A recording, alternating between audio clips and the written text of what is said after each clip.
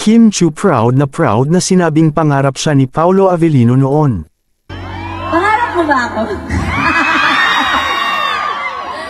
Sabi, pangarap lang kita. Oo. Talaga? Oo. Isang nakakatuwa na revelasyon ang sinabi ni Kim Chiu nang magkaroon ng pagkakataon na maimbitahan ang dalawa sa isang exclusive interview para sa isang shoot. Ayon kay Kim Chiu, pabiro nitong sinabi na matagal na niya kung pangarap, sabay tawa at sabi ng joke. Ayon kay Kim Chiu ay napakakomportable na nilang dalawa ni Paolo Avellino at nabuking ang dalaga na palagi silang magka-text ni Paolo Avellino.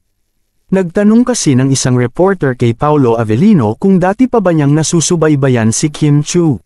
Sagot naman ng aktor ay totoo naman ang mga lumalabas na balita na kilala na niya noon pa si Kim Chiu at alam naman ng lahat na kung tatanungin siya noon ng gusto niyang makapareha sa isang proyekto ay palaging si Kim Chiu ang kanyang isinasagot. Nagkalat nga ang mga iba't ibang videos online patungkol sa topic na ito, kaya naman hindi akalain ni Paolo Avellino na kanya itong makakasama.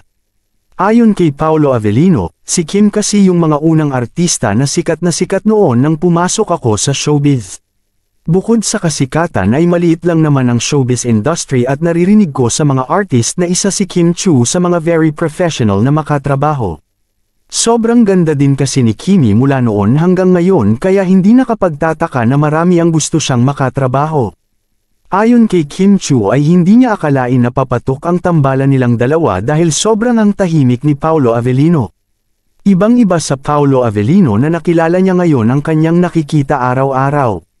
Samantala, tunay ngang napakaswerte ng tadhana nina Kim Chiu at Paolo Avellino dahil kahit sila ay hindi pa rin makapaniwala hanggang ngayon sa lahat ng blessings at unexpected support na kanilang natatanggap.